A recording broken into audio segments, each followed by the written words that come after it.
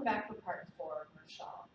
This is the folkloric section of the entrance piece. Now, oftentimes this part of the song will be a reference to Saidi dance, so you might see someone with the cane, or to Khaliji dance, so you might see them do a little bit of the hair tossing and the sort of action with the foam.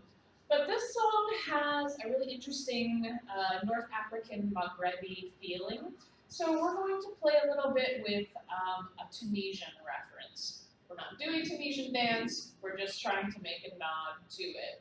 And I'm basing some of this on a video of Najla Fouad and how she interprets the music and other conversations I've seen people have about the rhythms of this song and sort of what the proper interpretation might be. So this is how it comes out in my body.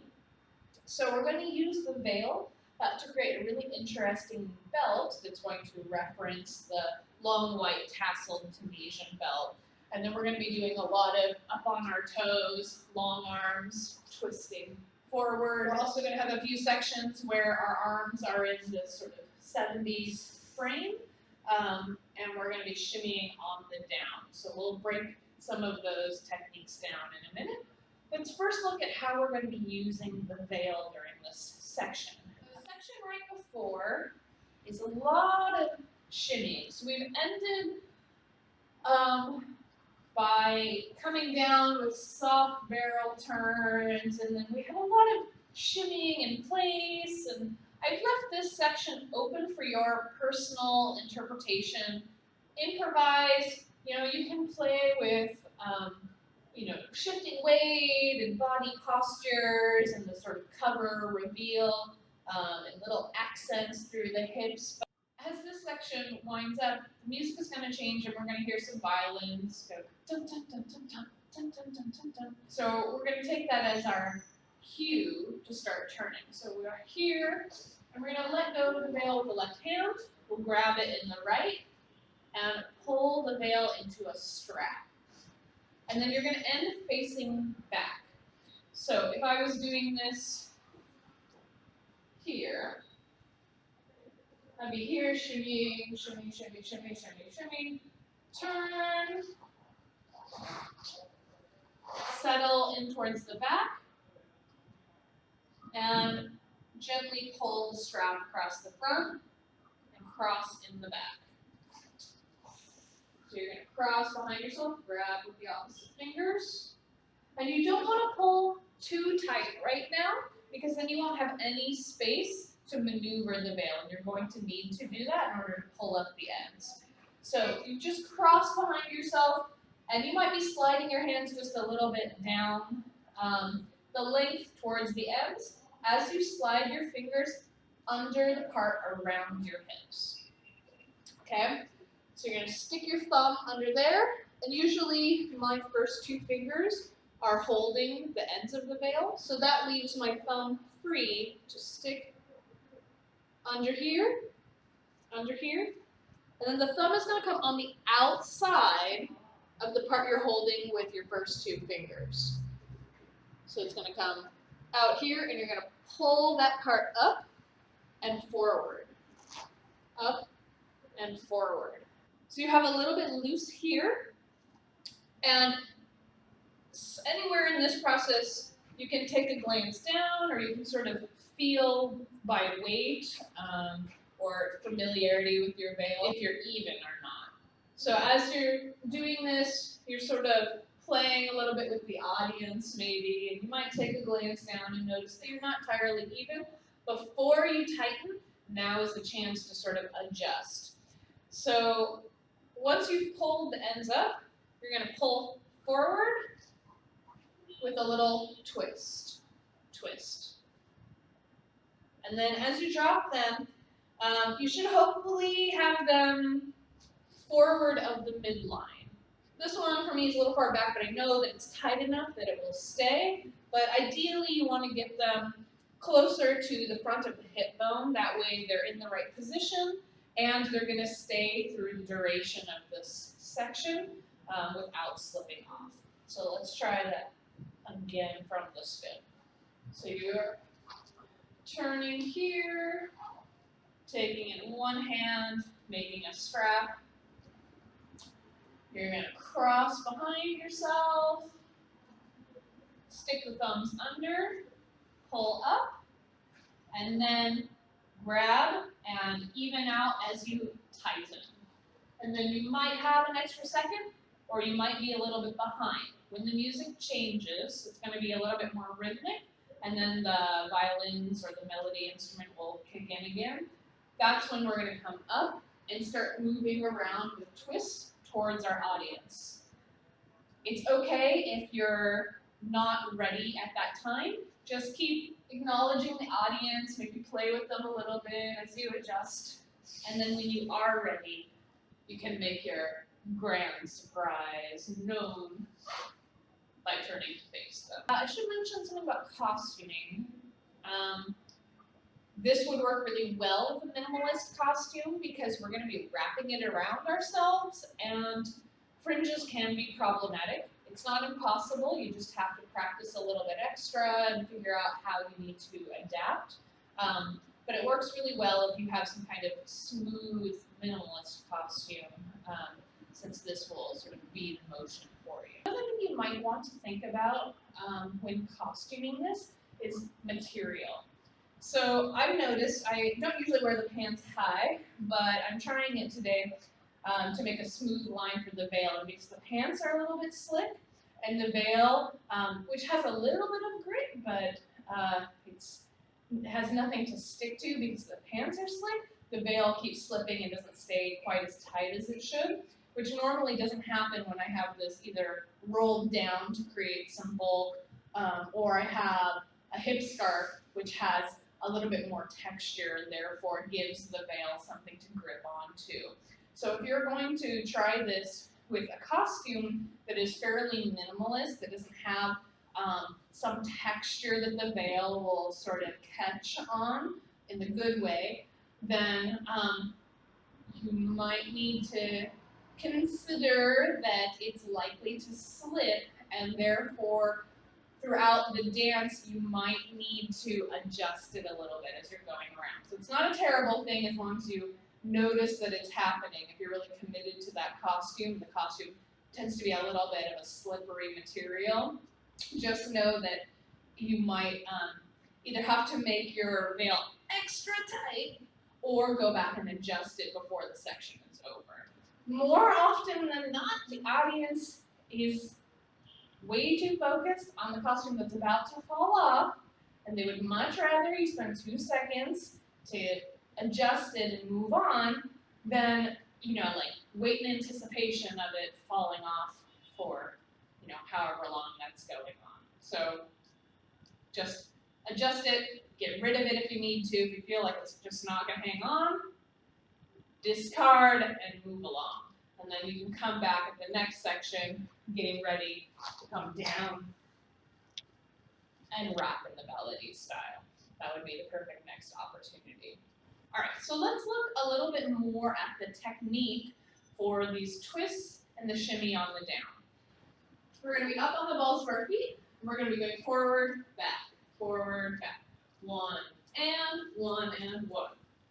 So usually there's a slow and a couple quicks, and as I'm turning around, I might just be making a circle, but it also has this really nice feeling of sort of angling towards the corners as you're moving in that direction. So you can throw your attention into that section, and then as you step in, go towards the next corner, towards the next corner, towards the next corner. So we'll go nice and slow. Forward and forward, forward, back. Forward and forward, forward. Switch feet. Left, right, left, right, left, right, left, right, left, right, left, right, switch, right, left, right, left, right, left, right, left, right, left, right, left, right, switch left, 1, 2, 1 and 2 and 1, 2, 1 and 2 and 1, 2, 1, 2, 1 and 2 and 1, 2, 1 and 2 and 1, 2, 1 and 2 and 1, 2, 1, 2, up, up, up, up, up, up. Prepping by sitting back and forward, forward, back and forward, forward, forward, forward. My teacher used to say, like, in order to go up, you have to start down, right? You can't start in the place you're meant to go. Good metaphor for life as well. So, if you know that your twist is going to be going forward or that you're going to be going down in the motion, then you need to start in the opposite extreme. So we're setting back, we've twisted our body, we might even have the foot up in preparation for stepping on it, and then we're going to step and thrust the hip forward. Usually it's nice and sharp, but you can also have a nice soft twist at times. Soft, soft, soft, soft, and sharp, sharp, sharp, sharp, sharp, sharp, sharp, sharp, sharp, soft, soft, soft, soft, soft, soft, sharp, sharp, sharp, sharp, sharp, sharp. So the sharp involves a little bit more force being pushed down through the ball of the foot, and a contraction for me through the back of the hamstrings and a little bit into my glutes. I don't really drive this as much through my core as it might appear. Like if I was just standing here doing twisting, it has a lot of core happening. But the legs are still really supporting it, and it's not like a full-on glute squeeze, but there's enough happening through the back and sort of inside of the legs to tell me that I am using that to drive the movement more than the torso. And that might just be me. Other people might be able to use their like obliques and whatever interior abdominal muscles, but because of like ongoing rib injuries, this is something that I just don't tend to do. But I do use that to really focus on lengthening through the upper body and abdominals as we're going. So instead of like being down here, which is going to put a lot more strain on your back, you really want to have that belly hollowed out and your rib cage is lifting vertically up. You don't really need to arch the back. You can just lift straight up. That way you have room for the hip to go forward. And you notice that my body is not completely isolated, right? Like the rib cage is not always straight forward. And you can do it that way if you want. But again, because of my ribs, I don't choose to do it that way. It just is, I allow it to be natural. So you can choose which way you would like to do it. First time, we're probably going to make a circle. So let's just look at this traveling along this big clockwise circle. So we're going to come up, and it's going to go 1, 2, 1 and 2, 1, 2, 1 and 2, 1, 2, 1 and 2, 1, 2, 1 and 2. Just keep on going. Left, right, left, right, left, right, left, right, left, right, left, right, left, right, left, right, left, right, right, left. Done.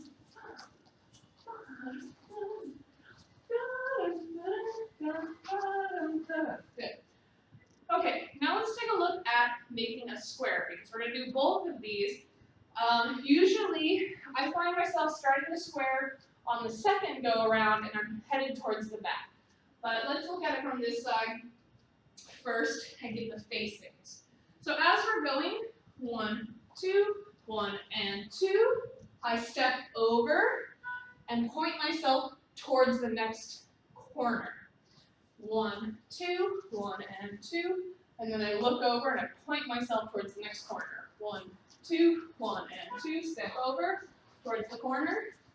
1, look towards the corner, up, corner, thumb, thumb, thumb, thumb, corner, thumb, thumb, thumb, corner, thumb, thumb, thumb, thumb. One more, corner, thumb, thumb, corner, thumb, thumb, thumb, corner, thumb, thumb, thumb, thumb, corner, thumb, thumb, thumb.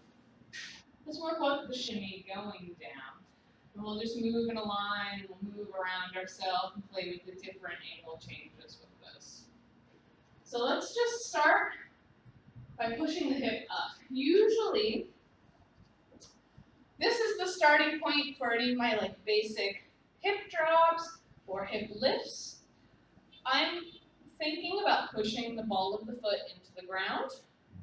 These small muscles under my butt are activating, so if you push your heel into the ground and then sort of grabbed under the curve of your butt and twist your leg, you should be able to feel those rotator muscles. For me, that's the area that I really feel squeezing as I come up, but there is tension through my thigh and through the side of my hip, and I'm letting the pelvic bones come up to meet the rib cage, so it's not coming out to the side or out to this side. I'm not leaning. I just have a vertical motion, and my rib cage might be tilting on that, but the hips are staying in this vertical plane. And if we just stay here for a minute and really push the ball of the foot into the floor, start to let the hamstrings and the small muscles and our thigh squeeze, we should feel quite a bit of tension. So that as we come down and we keep pushing, so instead of like a basic Egyptian, normally from this position I would tell people to release the tension down to the midline and have the ripple effect. But this time we're going to use that tension and push it down into the ground so that our knee kind of shakes as we lower to the midline. So we'll be starting high, shimmy, shimmy, shimmy, shimmy, shimmy, shimmy, and we're letting it go or stopping as we reach the midline. We're going to step back and let the other foot prep. So just take a second and really push into the floor. Maybe find those small rotator muscles if you need to. Get enough tension in your thigh, your glutes, and just squeeze that and then push it into the ground as you come towards the midline. You can even stay for a second in this sort of weird half crouch position and practice the one leg shimmy. This is really good practice because this is not a normal position that we do, and sometimes your back leg will start to take over, and that's not what we want here. We really want the feeling coming from the front hip. So you can just practice by being in the crouch here, pushing the ball of the foot into the floor, moving the hip through the range of motion with that shimmy to make sure you're not using the other leg.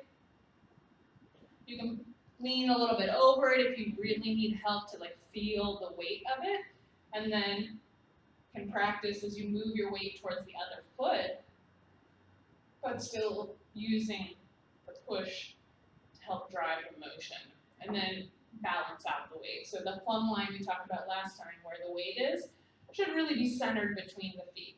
So you're coming down, up, down, up, down, down, down, down, switch, down, down, down, down, up, down, up, down, up, down, up, right, left, right, left, right, left, right, left.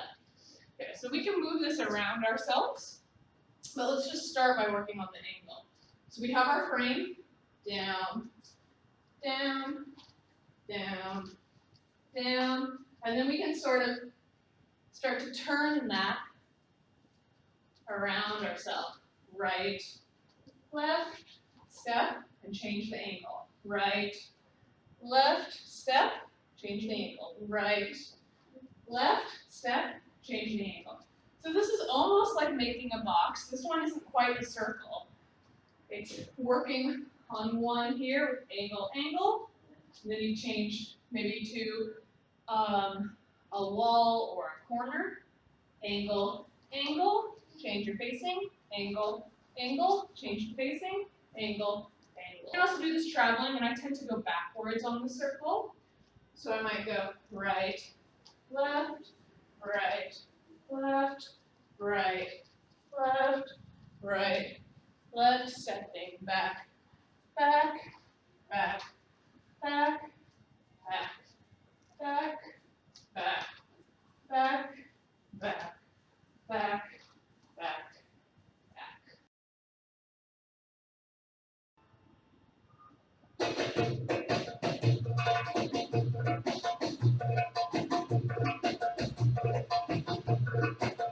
and up. One, one, one, one, one, go.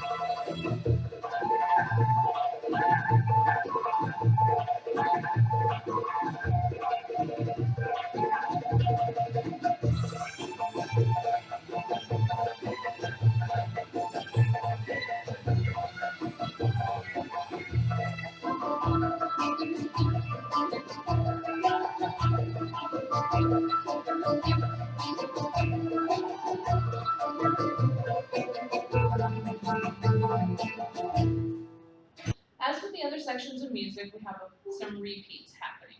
So we're going to have the Tunisian sort of twisting action happening, and then we're going to have shimmies going down.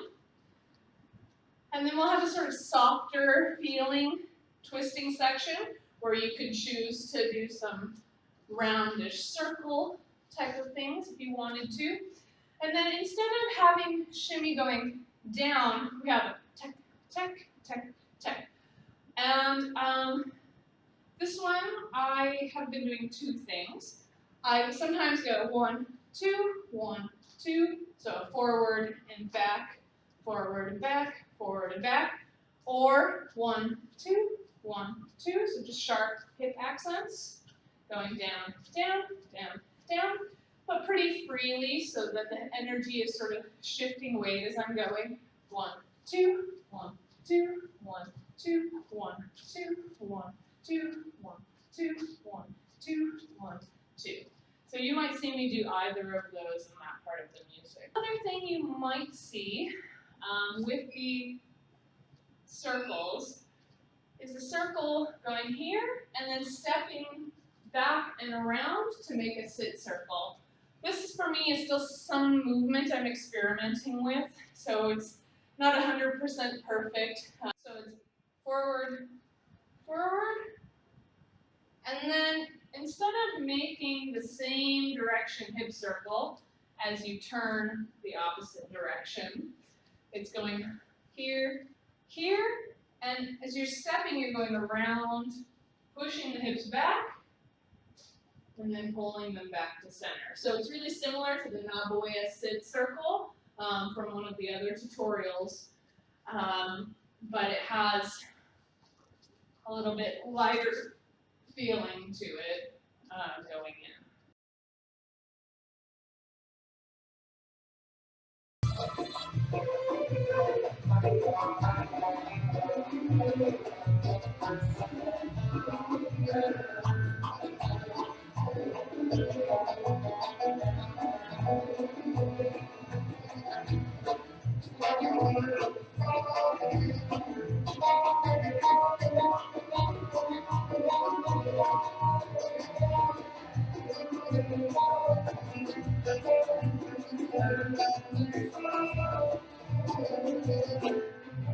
Turn, face the back, cross, and tuck.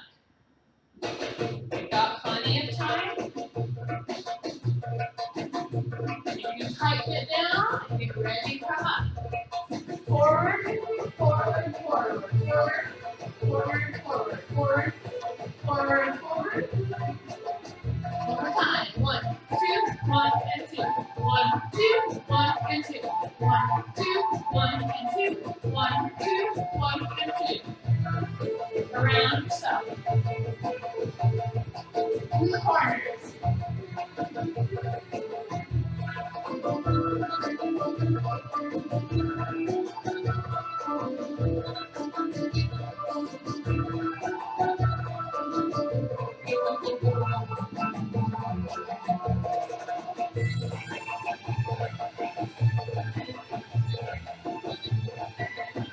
Okay, so if you start to see that it's becoming loose, feeling it, grab it.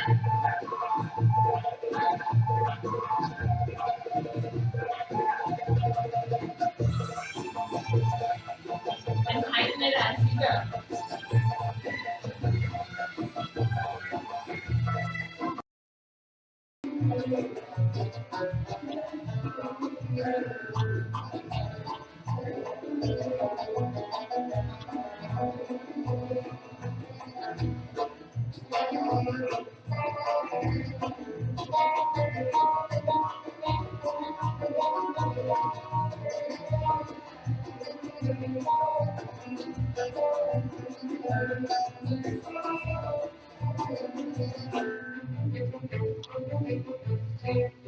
And face the back. Cross.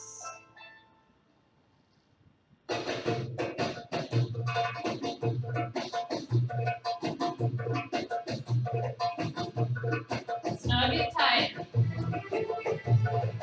Forward, forward, forward, forward, forward, forward. Around yourself. 1, 2. Towards the corner. Towards the corner. Towards the corner.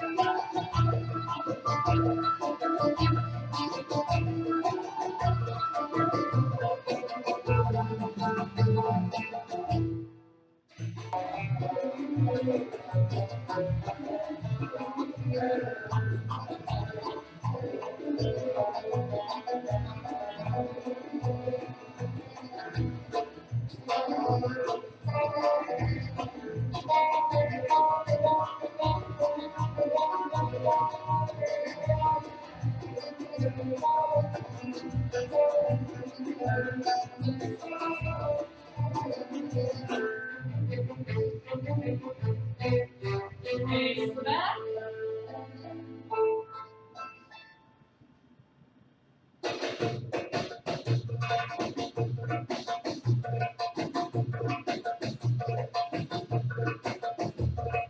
One, two, 1, 2, 1, 2, 1, 2, 1, 2, 1, 1, 2, 1, 2.